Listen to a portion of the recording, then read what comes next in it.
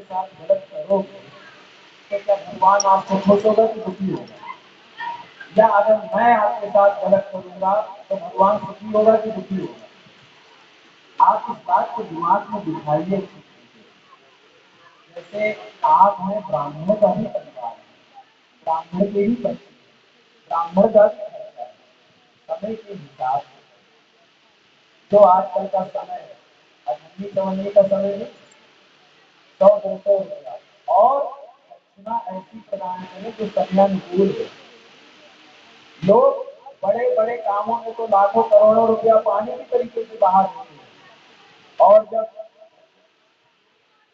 पूजा पाठ करना होता है 1000-500 पकड़ाते हैं। पंडित जी बड़े गरीब हैं, वैसे तो कहते हैं हमारे इतना मकान है, इतना शोरूम है, इतना बिजनेस है, मेरा लड़का अमेरिका में है, बीए है, इलेक्ट्रीशियन है, ये है, अधिकारी है, डॉक्टर है, वकील है, जज है, ये है, वो है। कहाँ चली जाती वो सारी बातें उस समय आपके पास जब आप पूजन की दक्षिणा देते हैं? आपको पता है भगवान शिव शंकर के भी पूजन कराया था एक बार, भोलेनाथ को भूमि नहीं कहलाते। तो समय के अनुसार, समय के हिसाब से करें, यही एक आशीर्वाद होता है। और भगवान की जब पूजा करें, मन से करें, तन से करें, धन से करें, तब आपका कल्याण होता है। दिखाने के लिए मत करें। लोग बड़े बड़े गणपति महाराज बनाते हैं, मुझे बड़ा आश्चर्य होता है। और हमारा हिंदू समाज तो भेड़ चाल में कुछ ज्यादा ही भरोसा रखता है। वो कह रहा वो जो है भाग रहा, तुम भी भागो, हम भी भागे। अरे भाई भाग रहे हो, लेकिन पहले उसके महत्व को तो समझो। अभी गणपति जी को आपने अपने घर में स्थान दिया, गणेश जी की मूर्ति लाते हैं आजकल लोग, देखने लगे हैं लाल बाग के महाराज गणपति इतने बड़े, हम इतने बड़े लाएंगे, हम ये करेंगे। और जब दक्षिणा देने की बारी आती है, पंडित जी नहीं, काम नहीं चल रहा है, ये बीमारी लगी हुई है। आपको आश्चर्य होगा, जब मैं इस कथा के बारे में सबसे बोल रहा था, अधिकतर लोगों ने कहा मैं हॉस्पिटल में, बुराई नहीं कर रहा, हॉस्पिटल में हूँ। अधिकतर ने कहा मेरा काम नहीं चल रहा है।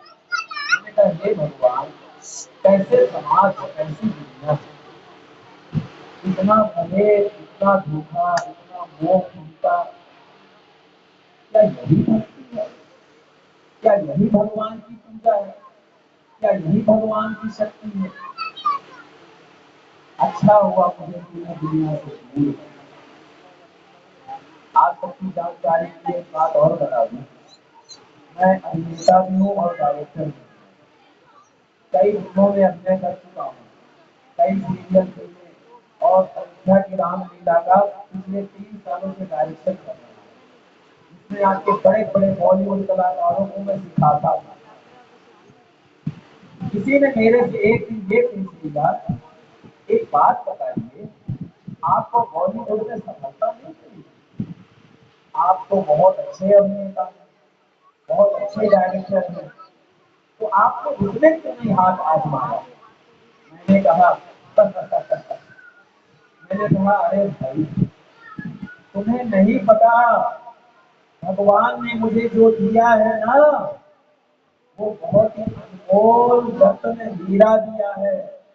क्या?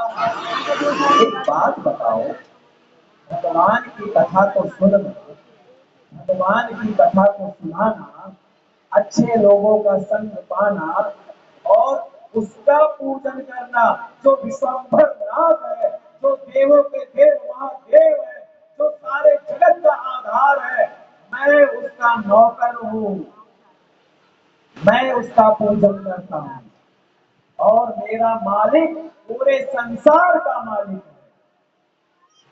तो सबसे बड़ी चीज तो यही हो गई, सबसे बड़ा अभिनय तो यही हो गया, सबसे बड़ा डायरेक्शन तो यही हो गया। भगवान के चरणों में रहना, भगवान की संगति में रहना, सत्संगति में रहना, सज्जनों के संग में रहना, भक्तों के संग में रहना, ये क्या कोई कम बात है?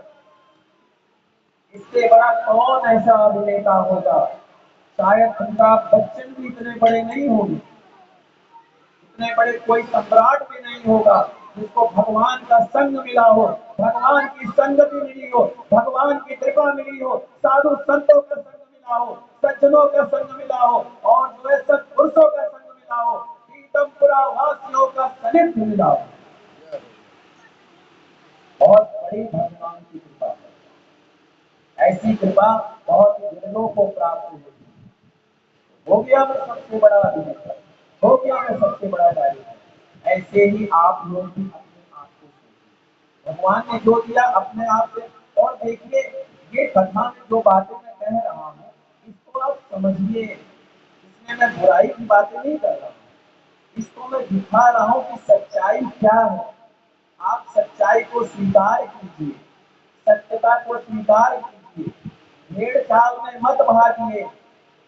आप ये सोचिए, आपके यहाँ जब कोई ब्राह्मण पूजन करने आया है, उस पूजन की दक्षिणा से वो अपने बच्चों का भरण पोषण करेगा। जैसे आप चाहते हैं मेरा बच्चा इंग्लिश मीडियम में पढ़े, मेरा बच्चा जो है 5 लाख रुपए की सैलरी पाए, मेरा जो है 5-6 फ्लैट हो, इसी के लिए भी तो सोच सकते हैं, नहीं सोच। हम उनको प्रणाम करें और पीठ पीछे उनकी हम बुराई करें, कैसी आपकी भाव अच्छा है। जैसा आप स्वयं है वैसा जो है सामने वाले हैं, और उचित के हिसाब से कार्य करें, आपका कल्याण होगा। अब वो अठन्नी चवन्नी का जमाना नहीं रहा, अब जमाना है जो है आप समझते हैं। तो कहने का अर्थ ये है, अजामिल ने गलत संगत किया तो जो है उसके फलस्वरूप जब उसका अंत समय आया तो यमराज के दूत उसको लेने के लिए आए और बोले कि भाई हम उसको अपने साथ ले जाना। जब दूतों को देख के वो भयभीत हो गया